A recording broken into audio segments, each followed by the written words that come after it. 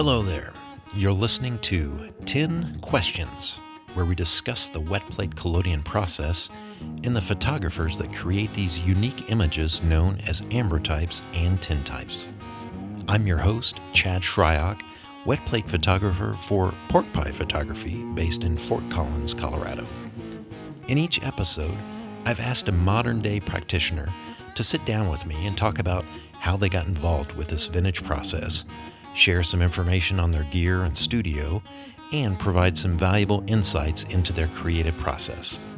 So whether you're just beginning to dabble your toes in the collodion ethers, or you're a seasoned silverbath expert, hang on and see what develops with 10 questions.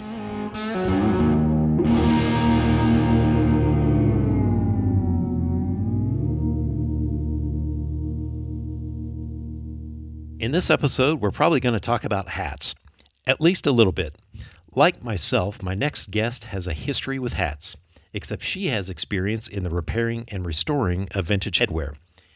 In addition to her millinery business, she discovered a love of this vintage photographic process called wetplate collodion within the last 5 years. Based in Fargo, North Dakota, I'd like to welcome Kary Janousek to 10 Questions. Hello, Kary. Thanks for being on the podcast today. Well, hello, Chad. Thank you so much for including me on your show. Yeah, looking forward to it. So tell me, how long have you had an interest in old, dusty antiques? I've always been interested in anything historical. It all goes back to your family and what they encourage you to do. My dad was like a history buff, so I always loved old things. And I was raised on old movies. We weren't allowed to really watch regular television. I was always influenced by things from the past. Excellent. Now, I like the pork pie hat. Do you have a favorite vintage hat style? I really love the old 1940s tilt hats. They usually have O-rings in the back, and O-rings are really just to stabilize them. They're very small hats that lean over your left eye, and they're usually pretty fun and playful. So those are typically my favorite. But my go-to to make a statement is a 1940s topper, and those are like miniature top hats that women would wear. Ah, okay. Very nice. So before 2019, how aware were you of vintage photographic processes? I mean, was this something that you studied or kind of followed, or what's your background with that? Zero, Chad. I had no knowledge. So the only familiarity I had with the camera was to take pictures of these hats that I'm selling. So I had a Canon Rebel, and I had to actually go on YouTube so I could get off of the auto setting and do manual mode. I had no clue what to do. And I did a lot of self portraits, some portraits of my friends, just modeling the hats. So that was my only background. I had never seen a darkroom and never seen an analog print. And these photos of hats were all for your kind of primary business at the time, right? Yeah, they were mostly to show them as products. If they were modeled on people, they always looked better because people want to see what it's going to look like on you, not a model or a mannequin head. So yeah, it was a learning process just to even do that product photography for me. Right. So how did you first hear about tintype then? Well, I actually heard about ambrotype. So because of the vintage hat business, it's a very nichey type thing. I ship all over the world, especially when it was more of a full-time business. But I always want to keep it interesting and creative and bring kind of my love of history into it. So you always want an edge with an online business. And I had seen a ambrotype scan on social media. I had never seen anything like that before. It popped up on my feed from a friend's page, and I researched who took it. It was a gentleman in Bismarck, and that's my first brush with what it was. I then decided it'd be a cool cross promotion to tout an image of myself in an antique outfit and a vintage hat, and then do like a cross promotion with the resulting images. And so I scheduled an appointment and I went out to Bismarck. Excellent. So you had your portrait taken by Shane Balkowicz in 2019, right? What was it about that experience that made you want to learn more about the process? Well, I was in a time of my life where I had a large chunk of time open up. I had worked very closely with the Nepali refugees in our community, and that project was ending. And I was getting pretty drained with my business. It was no longer creative and fun, it was just a job. So I was really searching for something to fill up a bulk of my time that was more creative. And so I went out there. I was in the dark room and I watched this process happening in person. And there are very few times in my life this happens, but once in a while, I get like a magnetic pull. Like almost my vision is unfocused. Like it just everything seems to like come into place. And as I was watching the process, that rare thing happened to me. And I thought, this is it. I'm doing this next. It's my thing. Great. Fell in love right from the start then. Yes. So once you discovered wet plate, how did you go about learning the process? Well, I didn't know Shane Balkowicz very well, and we had lined up another model shoot because he liked that I brought all the costumes on site and had an idea when I came in. So we had a future shoot set up for me to model with some friends. I didn't want to interrupt that. I didn't want to make it awkward. So I didn't say anything to him about learning. I went home and I bought the manual Chemical Pictures by Quinn I think it's Jacobson, Yep. and then Mark and Sully Osterman's manual. I read through both of those manuals. I bought a camera on eBay and realized within, I don't know, a day that that camera was not going to be functional. I started getting to the weeds trying to find where the chemistry was going to be found or be located. It was like way over my head. So I eventually did when we were setting up that model shoot for Nostalgic Glass with Shane. I did set it up so I could just tell him and mention, hey, I'm trying to learn this process. It's really complicated. You don't have to babysit me, just point me in the right direction. And then he offered to teach me. So I went out there and I learned and I went home with my first camera. Yeah, that's great. So I think I had heard that Shane maybe gave you I guess, a working camera, maybe to replace your first one that you bought. Yes, so he said, don't even worry about it. I'll give you this. It was a Calmet camera and a Fuji lens and 4x5. He sent me on with glass and a camera, and I took it from there. Okay, so you've got all these manuals. You've got access to Shane, which I don't know how far away is Bismarck from Fargo.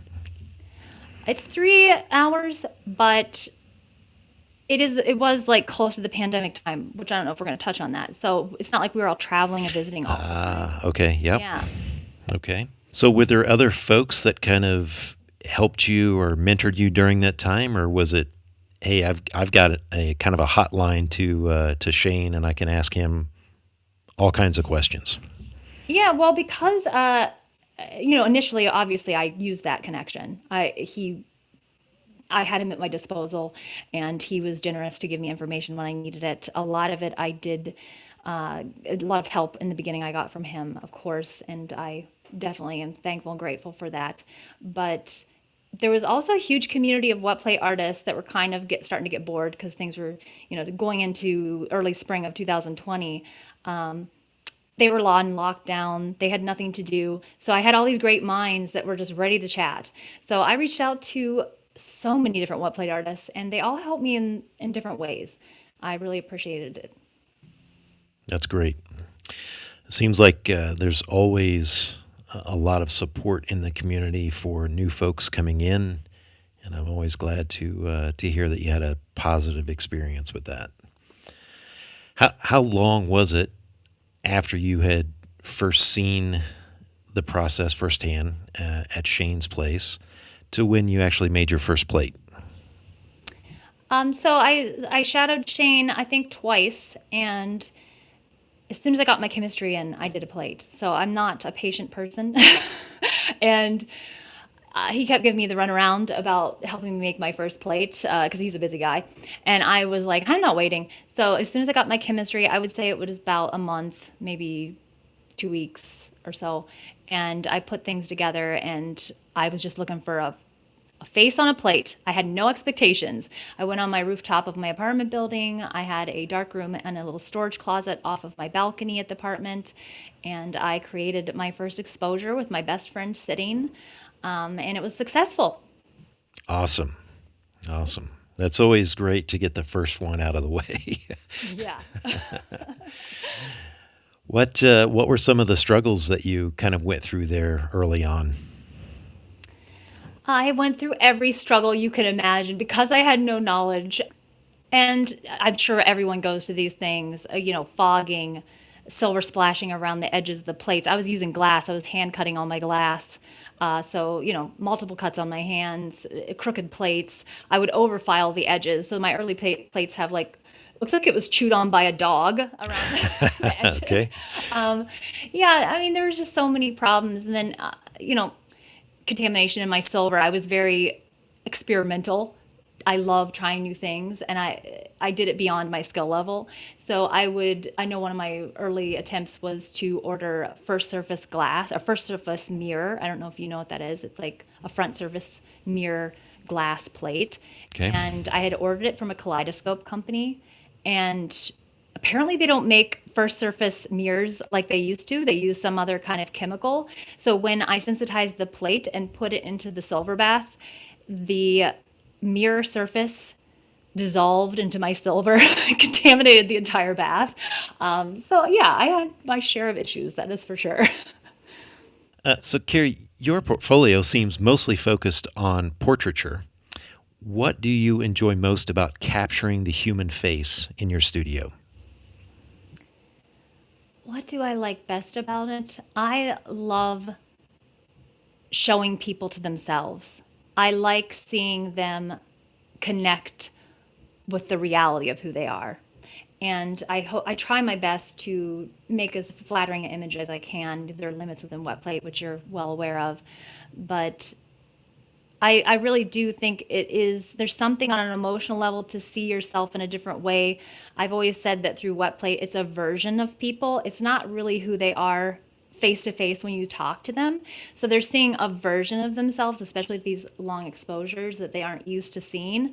So it breaks down walls and it makes a connectivity happen between themselves, looking at themselves, and then also me as the person showing it to them. Right. Have you found that your love of hats or vintage apparel has impacted your creative style? Definitely. Yeah, I think especially, all my storytelling pictures that I do for I do storytelling, I do conceptual work, and the storytelling images are costume heavy because why not? We're only here for song, let's have some fun. And that definitely goes into play with hats, headwear, fancy outfits. It gets that childish that childhood, the love of childhood, your playful side comes out when costumes are brought into the picture. I'm veering more away from that now, but it was such a wonderful outlet during the stressful time of the pandemic to just play dress up with people. Yeah. Do you find that a lot of folks that come into your studio bring those kind of things because I guess they've seen your prior work and kind of think, oh well, I need to, dress a certain way to have this image taken. It's funny you say that because actually I'd say it's a 50-50 split. I often get people, especially commissions, people come in, they will have a very I don't know how to say it, but like a pointed idea of what they want to cut to look like. Of course, they're never going to look like what they think in their head anyway, but with wet plate. But they will often want to look very modern, and they will not want to wear anything over the top. So I typically tell people that 50%, I tell them bring one outfit that you feel very attractive and comfortable in, bring one outfit that's like over the top, like I'm not sure I'd wear this in public. So then you can have fun. But my models and the artists who visit my studio for my exhibition pieces, they often come in with amazing outfits. And sometimes those are my favorite images with the costume. Sometimes it's the ones that are just kind of stripped down and plain. It just depends. Yeah. Okay, what is it about this process that's so special to you? I think it's hard to put into words for anybody who's involved in a process that they connect with at a heart level, but I've always been drawn to art forms that engage your feelings and emotions rather than big concepts like political things or religion or these big shaking controversial subjects. I'm more interested in like things that draw your feelings out And this process is perfect if you're doing a long, especially long exposure. The feelings read through in the eyes, and it's magical. So it's hard for me to put into words, but I would say that definitely it helps me translate the message of whatever feeling I'm trying to get across better than any other type of photography. Sure. Let's talk a little bit about the different studios that you've had. So you mentioned your first, I guess we could say, studio was on the rooftop or balcony there, where you had kind of a sounds like a dark room set up in a closet. Where did you kind of go from there? So I've been blessed to have two really good studios so far in such a short period of time. I had a studio in an antique schoolhouse in Mapleton, North Dakota, which is right outside of Fargo. And I loved that space. It was a giant English room or English classroom. And I used a combination of the natural light coming through the windows and a booster light of continuous artificial lighting. And I made some great plates in that space. I cried when I left, but my new studio, it is my love. It is the love of my life. It is, 3,400 square feet, hardwood floors, original 10 ceilings, 19 9-foot windows, has some stained glass in some of the windows. It is a beautiful, beautiful space. I won't have it forever. I am completely aware of that, but I love it for now. It's just an amazing space. Now, do you know what that space was originally used for? Yes, so it is a historically registered building. It was a college. So I went from a school to a college. This was, yeah, this was a college from the 1880s until the 1970s. And then the owner, he is the actual descendant of the original builder. So he is the grandson, and he's now in his 80s. But he rented it out to artists. He didn't want to continue it as a school in the 70s. So it's been the home of many artists for many years. And he chose the people he would rent to based on who he wanted to surround himself with, because he himself was an artist. So it was kind of hard to get in there. I'm very thankful that we hit it off, and I will forever be grateful. That's great. Yeah, I think I've heard you tell the story here that there was a little bit of a competition involved with who was selected for that space, and maybe you can share what you actually had to do to kind of seal the deal. Yes, there was a guy, a young, attractive man who was a DJ that wanted the space, and my landlord had a weakness for attractive young men, so I was at kind of a disadvantage, and he, unbeknownst to me, at first he said, "Come see the space a second time so we can talk about negotiate price." So I show up. I'm also going to test my exposures in the space because I work in natural light. I brought my model up there, my equipment. And then this young guy shows up, and I'm like, oh, great. And it's clear this guy is going to fight me for the space. And the landlord was kind of like, I like you both. Can't you guys just work it out and share the space? I did not want to share the space with a DJ. I know it sounds terrible, but I Yeah. just pictured parties and beer bottles when I'd wake up in the morning. So this guy would brag about something he'd do. And then finally I said, well, because he would ask, like, well, what can you do? The landlord would say, okay, well, he does this. What do you do? And back and forth until finally I said, well, you know what? I'm a trained classical singer. And this place has beautiful acoustics. Do you want me to sing you something? And said yes. So I sang opera song, and he was a very emotional man. He got teary-eyed, and I won the space. Yeah, that's a great story there. I mean, that's a pretty good talent to have in your back pocket for that kind of situation. Yeah, I'm a little rusty now, but I mean, I don't practice as much as I used to. Sure, sure. So, and this hit me as I was kind of doing some research here. So your business is called Old School Collodion, right? Correct. So I am guessing that came from your first studio that was in the old schoolhouse. Correct. Okay. Yeah, you go to barbershops, and it's like old school haircuts and stuff like that. I'm thinking, oh, it's like, vintage, old school, that kind of old school. But no, this is old school house. So that's a neat. Yes, it had a real connection. Exactly. So the space that you're in now, I take it you've got a dark room set up there. It's more of a permanent arrangement. Kind of. So because I don't have formal leases with this space because it was kind of an art community of people that they aren't great with paperwork. Let's put it that way. So because of that, I have no legal, I don't know, permission or any kind of way to guarantee I can keep the space. So for me to invest a lot of finances in creating a beautiful darkroom isn't going to happen, since I never know year to year with the owner's health if I'll be able to stay there. So for right now, my darkroom is a converted restroom. It's actually extremely small. It's so funny because I have this huge natural light, beautiful studio, and then I am literally in a tiny little closet. It's the smallest dark room. I can only invite like really thin, tiny people in there with me. That's okay. I've made a dark room out of any kind of hole you can imagine at this point. So it's what comes out of the dark room that is important. Correct, Chad? Absolutely. Yes. So let me ask this. So with your darkroom being so small, and maybe you don't get to take people back there, how do you share that portion of the process with your sitters? Right. So I do open my door to the room I use as a dark room. I show pouring the plate and then putting it into the silver bath.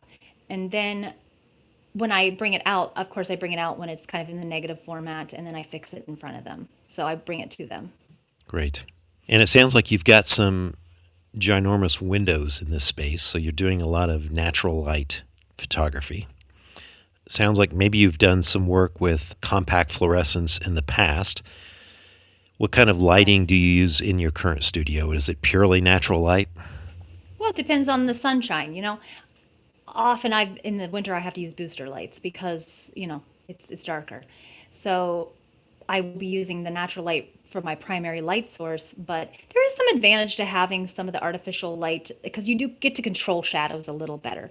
I have learned how to control lighting with natural light more so in the last year, by blocking some of my windows and pointing people in certain directions. But there is an advantage to having some artificial light. They're still all long exposures. So I would say the last 10 images I've done, 50% have been in all natural light, 50% have been in natural, and a few booster lights added. Sure. In this time of year, what kind of exposure times are you needing? So this time of year, it depends on how sunny we get. We do have pretty open air here in the Dakotas, not a lot of hills, but I would say I think my last exposures were 9 and 10 seconds, which is fairly long. I prefer to work in like the 6 second range, which is my ideal natural light, setup there, but it doesn't always happen. So I do have a head brace for the ones that go into the 9 seconds and the 10 seconds. I've gone up to 14 seconds before. Yeah, that's tough. When I first started, I was around that 12-second mark, and although I got lucky and got some fantastic, really crisp shots, it was all because of the sitter, right? I mean, you're really counting on them to Yeah. hold really still. Yes, I have some terrific models for my art shots. Some of them are live models. They model for the local art museum here, the Plains Art Museum, as nude models for students, and so they are very good at holding still. But the newcomers, I always tell them like, let's all relax for this first shot because we all know there's going to be some kind of you're going to move, or the exposure is going to be off because it is definitely a collaborative thing. You have to trust your people. Yeah. Have you tried using strobes in any of your work? I have dabbled in strobes. I went out to Minot to an artist there, and he uses all strobe lighting. I don't know anything really much about it. I know that it's much, in some respects, easier on the sitter. I don't really understand. I'm going to give my lack of knowledge here, but to get the lighting quite right seems like a totally different, almost art form than what I do with the natural light. So it's not my strong suit. I've just lightly dabbled in it. Okay. But you're happy with your natural light that you've got today. Yes. Okay, great. So let's talk about gear. You had mentioned that you had purchased a camera that didn't work out for you. What was the camera, and did you ever get it fixed to where you could use it? I did not. I returned that camera. Okay. The seller took it back. I used that little cabinet for I don't know, a year, and then I got a 5x7 oh, I can't remember the name of the brand, but it's a really well-known typical brand. And then I've always used a Carl Zeiss lens. That's what I learned on. It's a workhorse lens. It doesn't have a lot of character, but it gets the job done. Okay. And if you have, if you have models and costumes, the image itself is bringing the character, so you can be a little bit, not worry so much, I feel like, on the lens, the character it brings to the story. But I do dabble now with a large Petzval lens. I have a couple barrel lenses, and I still use a Carl Zeiss Tessar as well. So Now the Tessar that you've got, is it kind of the standard 300 millimeter, Yep. 4.5? Okay. Yep. What are some of the other types of lenses that maybe get some regular use? I just have a giant Petzval antique. It's kind of a nondescript. It's not. It's one of those ones that was kind of off-brand or something. I've used that one for portraits, but they're so limiting, especially with those tailboard cameras, because you don't have the movements with I use a tailboard camera. I have a great weakness for the aesthetic of a wooden camera. Okay. Yep. So I use my Swarovski. That is a handmade wooden camera. I have one of their last solid mahogany models. They do now, I think, use press board, like a combination.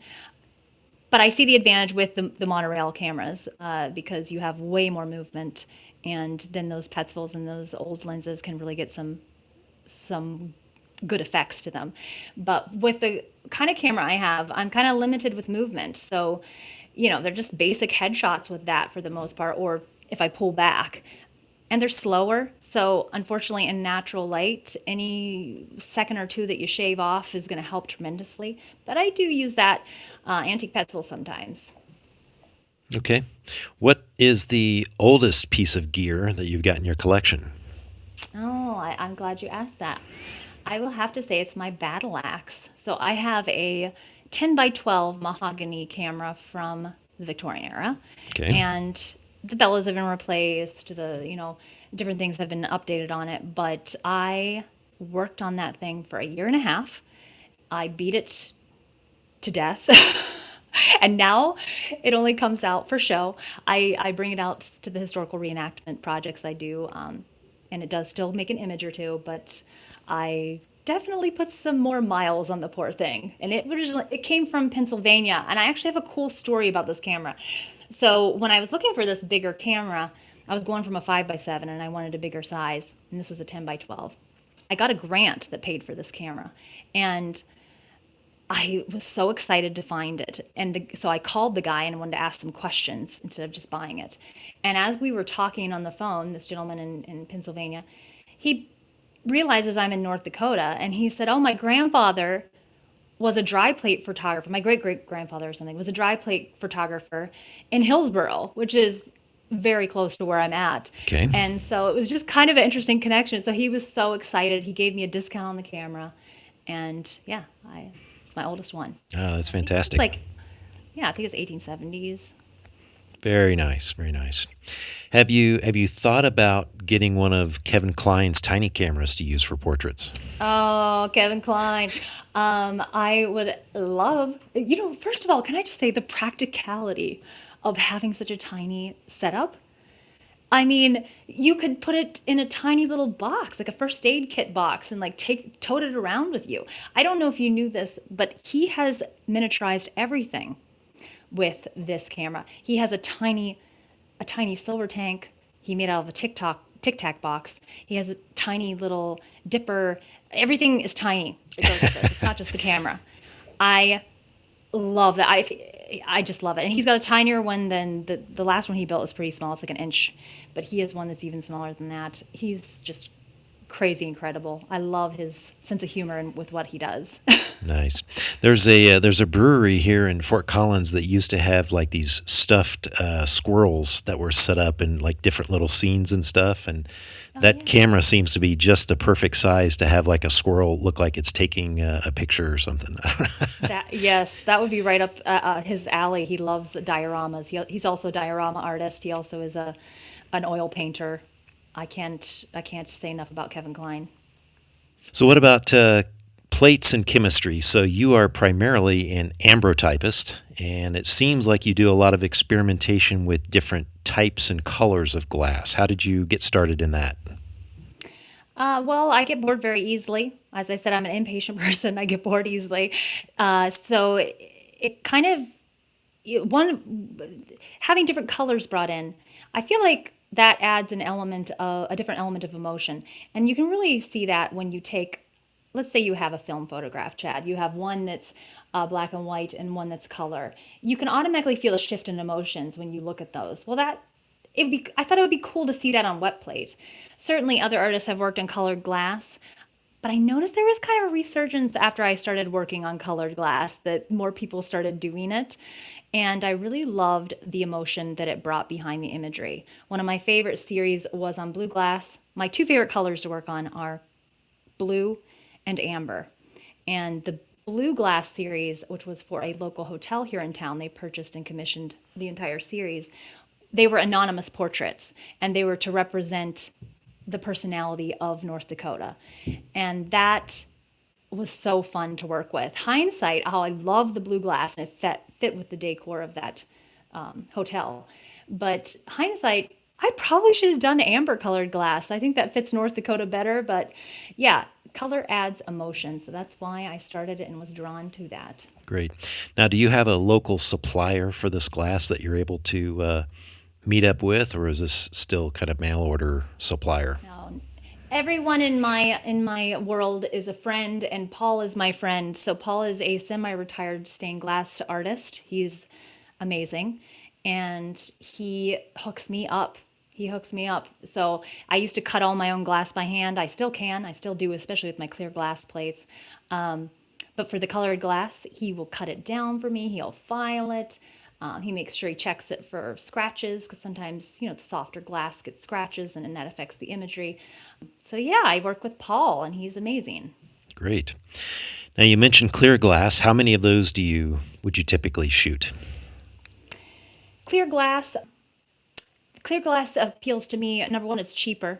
So That's right. and it's smoother. Yeah. It's smoother. So the hand poured, it's a different look. So the hand poured black glass is nice. It's got a different vibe to it. But the clear glass is smoother.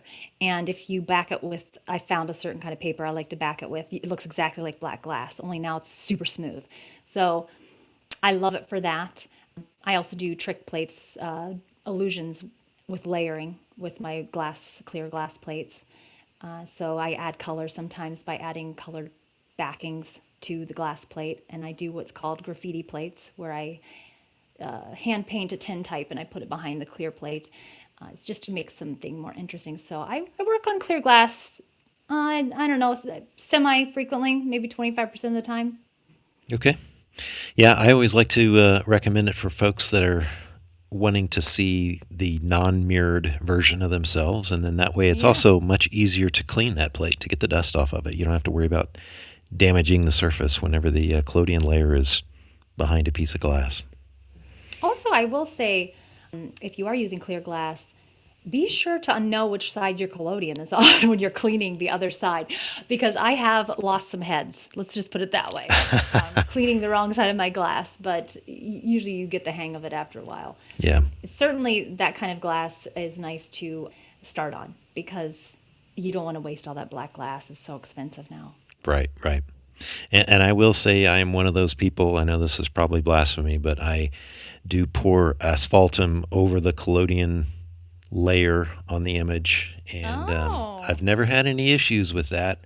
Maybe 50 or 100 years from now, maybe it'll look a lot different, but for now, it seems like it's doing just fine. Yeah. And then a lot of times I'll back that with a piece of like black construction paper so it's not so sticky and doesn't get stuck inside of a frame or something. So Yeah, that's a good method. That's cool. So You were saying about it's cool you can reverse the image, and that's what you're saying. You pour the asphaltum on the positive side, or the side of the collodion, and then you get the actual image of the person, how they look. That reminds me of the true mirror. That's been a trend over the last few months on the internet, and that is the one advantage to making collodion negatives and creating analog prints, is that you see yourself as you actually are on the print. And I find that fascinating. So I just learned collodion negative, making the basics of it from Kevin about a month ago, and I got my 4x5 camera up and running again, and I will be practicing making negatives on the 4x5 off and on through the summer. Nice, nice. Yeah, the only negative work that I have done has been mostly with printing like cyanotypes and things like that. Yeah. But yeah, it's something that maybe one of these days I will take up a solid interest in it and make it happen. Yeah, I think it's important. It's always good to be able to create your own negatives. I always intended on learning. I think too, it's good to know because it's a different art form, right? I mean, it's using the same process, but really, it's a totally different art form using that process because the result is on the print. So it's interesting. It's just an interesting concept, and in some aspects, I think it's really more archivable. On the other side of that, though, then, with the positives, you only have one. You only have one positive, and it makes it super special. Yes, very unique. That's right. Well, let's talk about heroes. If you had the chance to photograph anyone, who would it be? Well, if we are going beyond the bounds of the grave, I would say Francois Gillot right now. She was a watercolorist and a sculptor, but it's not her work that really resonates with me, it's her character. She and I have very little in common, but her life has a lot of lessons in it, especially for women in the arts. She was doggedly determined to stick with doing what she loved, despite many obstacles, despite surviving being Picasso's partner, despite, being a single mom, living through World War II when she was young. She didn't reach seven figures on one of her paintings, despite all her amazing associations with famous people. She didn't reach seven figures until she was 100 years old at an auction, and then she died the next year. So it also kind of encapsulates the reality of what each person can achieve. She never devalued herself, even though it took her that long to get to where she was, despite the notoriety of her contemporaries. She was happy with what she could do and with what she could accomplish, and she was pretty spunky. I liked her. That's great. Are you somewhat encouraged to see that there are more female photographers getting into wetplate? I am. I've noticed a trend with people can correct me if I'm wrong. I've noticed a trend with my lovely ladies that do the wet plate. They tend to be more solo. They're not communal. So it's a little harder to connect with my fellow wet plate artists that are ladies. And that's a goal I have. I've always wanted to collaborate with someone who is more of a gearhead than I am. And hopefully we could trade talents. I'd love to do something like that. So yeah, I think there's some room for being more community based within the realm of women learning wet plate. It would be fun to connect more often. That's great. Let's talk a little bit about your creative process. Do you have a specific process that you follow whenever you want to create something new or some unique image? Yes, I do. And I'm going to tell you what inspires most of my work. And some people will say, certain artists inspire them or they follow their example, and how, there's almost like a religious ceremony to how people do their wet plate collodion images. They have to have a certain way they do things. For me, it's music. It'll always be music. So a music piece usually inspires me, and it kind of creates the loose idea in my head with what I want to make. And that's a real integral part to any conceptual or storytelling image that I make. And is there a certain type of music that you find kind of improves or increases your creativity even more than maybe some other style? Well, for me, I am pretty open minded about music, but it definitely has to be something that's resonating where I am in life, what I'm going through, what I'm seeing happening in the world, and something that is just, I can't stop listening to the song. Like I listen to it over and over. So it could be any genre, and it really depends on what part of what I'm going through, or things that are, as I said, feeling based. I lean heavily on, this goes back to my interest in creative writing when I was young. The romantic movement of creative writing in the early 19th century was a wonderful time because this was the first time that writers really leaned on their feelings and imagination to create beautiful pieces of work in the literary circles. And it was pretty groundbreaking. And that's kind of how I see my work I do with wet plate. Even if it's just a basic portrait, I like to lean on the feelings and the imagination. Got it. Yeah, for me, it seems like my creative ideas take a long time to come to fruition. I probably tend to overthink and overanalyze and really try and do a lot of planning other than just being spontaneous with that. So, But it works for you. yeah, That's your way of doing it. yeah. Kary, do you have any ideas for maybe another series in mind that you've not shot yet? And maybe along with that, talk a little bit about some of the series that you have put together. I appreciate the opportunity to talk about this. One thing I'm really proud of is that within the 4 years I've been practicing, I've had 8 solo exhibitions. And got to bear in mind, I've had no history in the art world, so that was really difficult to get those. And each exhibition had mostly unique work. So my point in mentioning that is not to like think I'm awesome, but to kind of help you understand how my mind works. For me to go forward with any project, I have to have every project lined up. If I'm halfway through a project, I have to have something ahead to look forward to even before the project's done. That's what keeps me motivated. So I have everything already kind of planned this year, for example. I started planning this year's activities and work halfway through last year. So this year, my previous exhibitions, they generally leaned on, my first one was an exhibition on conceptual work. Then I did a historical exhibition with the local historical society. It was a grant funded project. And then I leaned on like classic portraits and colored glass. And then I moved from that to storytelling, and I've done several storytelling exhibitions. I feel pretty creatively drained at this point, so I knew going into 2024 I would need some kind of major shakeup, like something different. I couldn't just have an exhibition.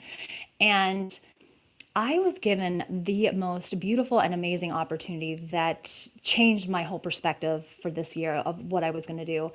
I was funded by my friend Tom Brousseau and the Medora Foundation to come out to Medora and photograph historical reenactors and go to the Theodore Roosevelt National Park and be the first officially sponsored wet plate artist to take a wet plate image of that park. Nice. And yeah, and so because of that experience, that is what inspired my project this year. I really loved connecting with local families and families that were on vacation and showing them this process, bringing this process back to the average person. A lot of the circles that I kind of know in wet plate, it's become very high end, very high fine art, which is awesome. But I kind of wanted to go back to the roots of the everyday man's photography. And I loved that aspect. I also love the fact that they appreciate me at these historical societies and they're excited to host me and have me there.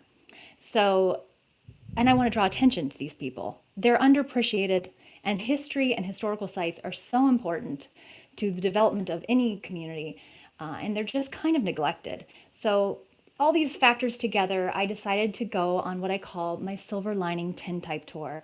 And I will be traveling across the Dakotas, visiting major historical sites as a sponsored guest, and taking pictures of the beautiful people that support these events, the staff, and the locations themselves. Yeah, that's great. Are there any of those locations that you're really excited about, or any of those Yes. parks? Yeah. I don't know when this is going to air, and I promised I wouldn't reveal it until next week, but I secured some pretty historical sites in South Dakota. One of them was Deadwood. I'm officially sponsored by the Historical Society there. So even if other web plates go there, I have the added joy of being a part of the actual historical society there. This is where Wild Bill has his tintype at. I mean, Okay. this Yep. is, this is like ground zero for someone like me. And I've never been out there. So I'm super excited for that. I'm returning to Medora. So I'm excited for that. And then Fort Union, which is on the Montana border of North Dakota. It's a extremely historically significant site, and they are going to have me as a living reenactor. I get to use, so they have a guy in Montana that used to do wet plate. He's going to let me use his historically accurate traveling wet plate studio. And that's the thing about these places. They're inviting me with open arms. They are so excited. They're just as excited as me about what I do. And yeah, it's going to be so much fun. And so that's 3 locations. I have 9 locations in total that I'm traveling to. It's going to be through, well, actually now it's going to be through May through the end of September. I just added a new location in May, and it is going to be an extremely historical plate, and it's going to be close to home. That's all I'm going to say, because I'll Okay. announce it later. So Stand by. yeah. I will say, I'll give you a little words of wisdom here, maybe some advice you can do with as you wish. But my wife and I actually visited Deadwood within the last couple of years. And if someone asks you to go up to take an image of Seth Bullock's gravestone, Uh-oh. make sure that they have some transportation for you, because it is a very long hike to get there. I will avoid that. Oops, sorry, I just hit that door. I will avoid that, Chad. I will not fall for that. Exactly. I'm hoping while I'm in South Dakota, I have some interviews. So anytime I do things for nonprofits, I'm quite aware they have limited budgets. So the money they're giving me is precious. So because of that, I always do my very best to self-promote, and really I'm promoting the sites. So I've already gotten some interviews lined up in South Dakota as well as across North Dakota, and some of the like the North Dakota sponsored, like very state centric journals and things like that. So I do like to make sure that I give back to these. I wanted to put that in there, that I give back to these people who are being so kind to me and paying me to come. That's pretty rare with what we do, right? Yeah, no, that's great. I mean, to be able to put a spotlight on historical sites like that is a good thing to do, for sure. So, Kary, you recently released a very limited edition of some of your work in published form. What was that process like, and what was the inspiration to do that? My book. So I had 2 options, Chad. I could either sacrifice quality and size and do like 50 books, or I could go all out, do the quality of book I wanted, and just do 10. So that's what I did. It was an interesting process. I did all the designing myself. I funded the whole thing myself. I made no profit on any of the issues I sold, any of the copies I sold. But I'm not in the hole. So let me just put that out there. And it was near and dear to my heart. The entire series is called The Heart's Performance. It was my series for my exhibition at the Historical Paramount Theater in St. Cloud. It's a place where they do performance art. And so that's where the theme kind of came into place. But I also wanted it to be somewhat deeper than just aesthetics. So it's a storytelling exhibition. And why I really wanted to get this exhibition in print was it was only up. It took me 14 months to create, and then it only showed for like a month and a half, which is pretty short for an exhibition. So it was a good opportunity to get it in print. Another thing was they wouldn't show all my images at the theater because they have a very strict policy about things that represent any kind of self-harm or anything like that. So I had Romeo and Juliet was part of the series and things like that, and they couldn't show those images. And I wanted the complete collection to be together. Another motivating factor for me to do this series in a book was my dear friend, Guy Bellingham, who's based in Bristol. He helped me finish up the series. So I went to visit him last September, and I got to put around at his studio and see how he works. And he created, in collaboration with me, the last image of this series, which was on display at that exhibition. And he didn't get to see the series because he can't come to the US. It's not cheap. So I wanted him to have a copy so that, it was a very warm, like mostly for friends and family, to see my work in published print, to gain experience in bookmaking. And it was very pleasant and easy. I would recommend it to anyone. That's great. And keeping it to an edition size of 10 makes it much easier to sign and personalize each copy versus 50 or hundreds, like Yes. some other folks do. So, Yes. so I'm you a firm believer, Chad, I'm a firm believer in sometimes less is more, there you go. So you mentioned Guy, so you've been able to meet and collaborate with some great modern day collodion artists like Shane Balkowicz and Kevin Kline and Guy Bellingham, maybe some others. From your experience, what are some common threads that most collodionists seem to share? They are sentimental people, I would say most of them. But also, I think, actually, I'm going to strike that. I think the thing that really binds them together is an obsessive quality. There is an obsessive quality to every single one of them.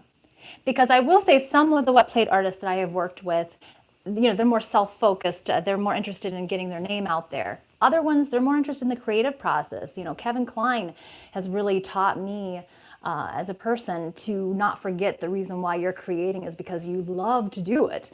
He does not want any attention. So the common theme is they are all weirdly obsessed with this process. They are all in love with this process, and we're all a little bit weird. I mean, there's always some kind of it's different weirdnesses, but there is some kind of weirdness, and sometimes it's a good weirdness, sometimes it's not.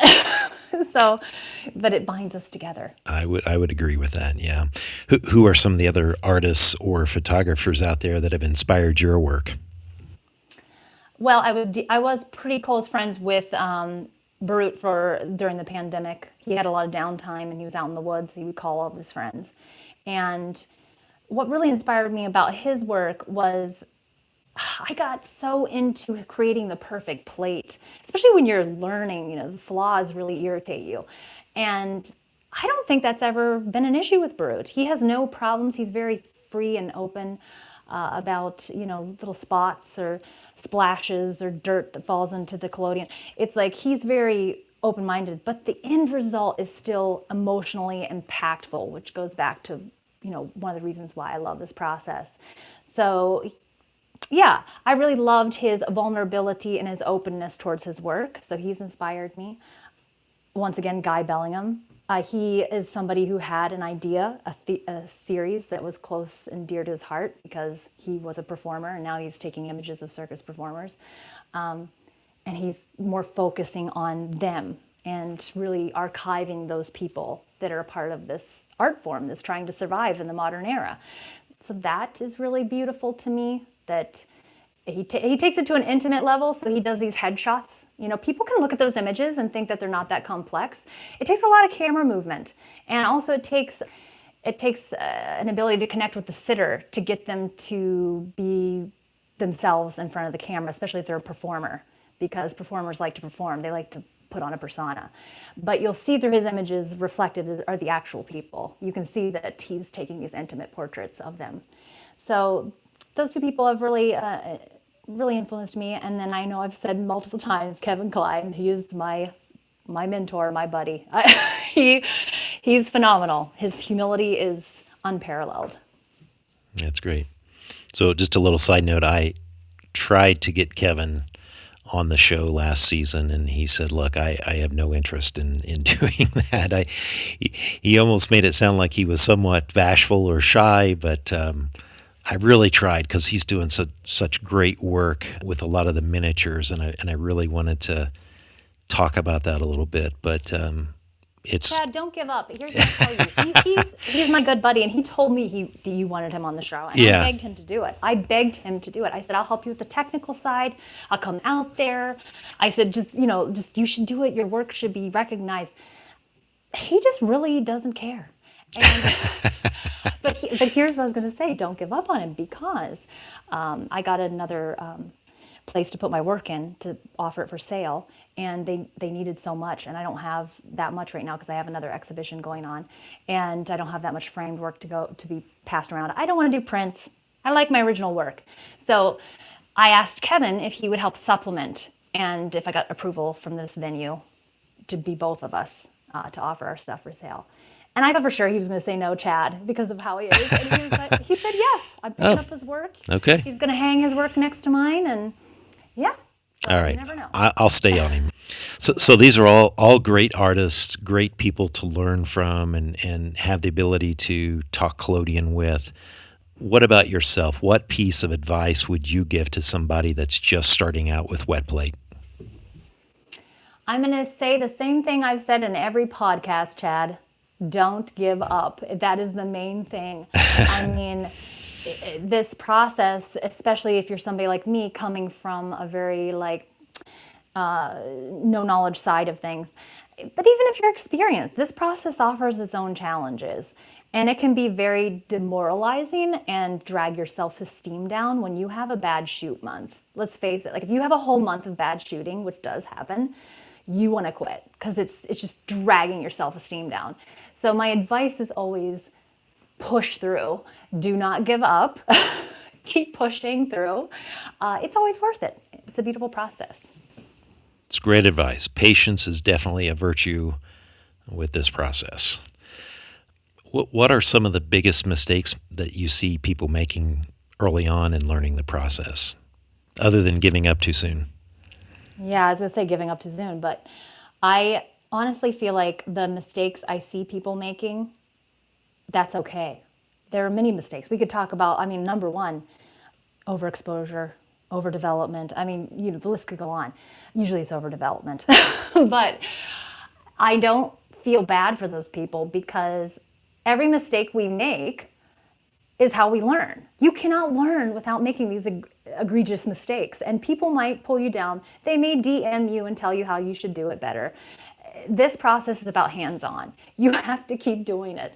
And yeah, take on the advice from those who have experience and certainly even shadow them. Like if you're just not getting through the weeds, go visit someone. But the mistakes that people make, I don't think they're mistakes. I say that's part of the fun part. Part of the fun part is improving. So if I was to try to categorize a mistake, I would say don't get locked into profit headshots. Please, it's so draining on this process. I know we all need to make a living, but don't just do pop-up studios and profit. I mean, you're going to just drain the joy out of it. That's the only thing I would say. Yeah. I'm thinking about all these people that are out there, that are struggling, really trying to make a living using this process. And it is tough. It's not the money-making venture that it once was, maybe during the Civil War where you had a lot of people that were willing to do it. I can offer some suggestions regarding that. Certainly I have good years and bad years. I've only been doing this for going on, 4.5 years. But here's my advice, because I'm still not in the red. Let's put it that way. Yeah. You need to think outside of the box. You have to. If any artist, this is for any artist. You cannot just paint pictures if you're an artist. You have to work with the community. You have to look outside of what you would normally do and try to figure out, like now I'm doing historical stuff. I'm taking a break from fine arts. Sometimes I've done, I'm getting paid to give a speech about it. I've given speeches at colleges. I've given speeches now at other historical societies. I get paid for that. Like, know your worth and look outside of just taking pictures. You cannot survive just doing commissions in this work. It's not going to happen. Yeah, that's great advice, especially when 80% of the population has probably never heard of a tintype before, right? Yeah, and even if they see it, if it's a print, they don't know what the work was going behind it. They don't know the expense, So you have to be a self-promoter. You and I both know that. If you want to make money at this, you have to get over not promoting yourself. You have to look at it differently. It seems gross, but view yourself as, I just read this in a book about artists and how to keep going. And I love the way, and I'm sorry I can't remember the title, but the basic theory was, he said how he got over self-promotion and the problem with feeling gross about it was he viewed himself as a corporation. He viewed himself as a business. So let's say his name is John Doe. This is John Doe the business, and this is John Doe the person. You almost have to do that thing where, like, some musicians will have a persona they have on stage, but in reality they're so different. You have to view it as a corporation. So when you're posting photos of you at work and you're posting photos about your events and encouraging people to be interested in what you're doing and you ultimately as an artist, you are really promoting a business. So try to get over it. You got to get over like the fear of self-promotion. You don't want to be a narcissist, but there is some necessary self-promotion. You have to. Sure. Yeah, and I would say that, I struggle with that a little bit, but getting back to your point of having that persona, once I put that hat on, once I put that apron on, I am somebody different, and I am focused on something completely different than what I might normally be the rest of the time during the week. And it's trying to capture something special and create an image that my sitters are going to be happy with. So, yeah. Well, you're doing them a service, right? And they want to brag about you. If they had a good experience, they want to show off your social media where you're kind of self-promoting, because they're like, look how great this person is. It makes them feel good. You know what I mean? So you have to balance it. I limit myself. Like if I start feeling like I'm just, okay, you're talking about yourself too much, or putting your face out there too much, you have to reel it back sometimes. We're all imperfect, but you have to do it. Yeah, those are great points. I was going to ask about, when we were talking about learning from our mistakes, how do you catalog your plates and capture information that you could learn from later? I keep some of my mistake plates, if that's what you're asking. So I just moved, and I had the I don't know if you would call it the blessing or the curse to go through all my old work, well, a lot of it. And I've deliberately kept some real doozies, because it's important to realize, where you were at 2 years ago, and understand why those mistakes were made, so that you can avoid them in the future. Because it doesn't matter how long you've been doing this. If you don't remember how certain things went wrong, they'll go wrong again, and you'll be in the weeds again. So, yeah, I keep some of my mistakes. A lot of the mistakes I keep are experiments that I tried. I'm proud of those. A lot of them didn't work, but I'm proud of those because I feel like that was when I was trying to push beyond my level, which you should always do. You should always be like kind of pushing beyond your skill level a little bit, because once in a while you'll nail it. So I love those ones. I always thought it would be a cool idea, Chad, if a person did a exhibition like at a college where people don't understand the process, a younger generation, and do an exhibition where you have your flawed plates and your bad experiments, and then like a wall with your perfect images, so that people could actually see how much trial and error. That would be cool. Right. Because we typically only see the good side, right? It's like everything else. It's the front that we all put up and show that.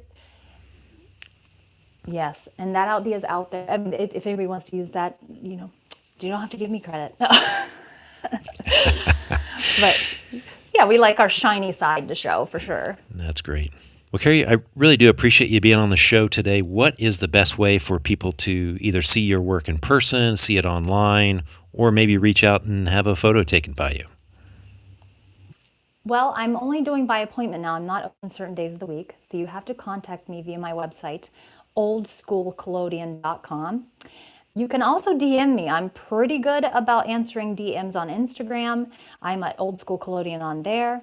I am Old School Collodion on almost every single social media you can imagine. The only thing on Facebook, I have what's called an artist profile, so I don't put pictures of personal family members and things on there, but I don't answer those messages quite as often.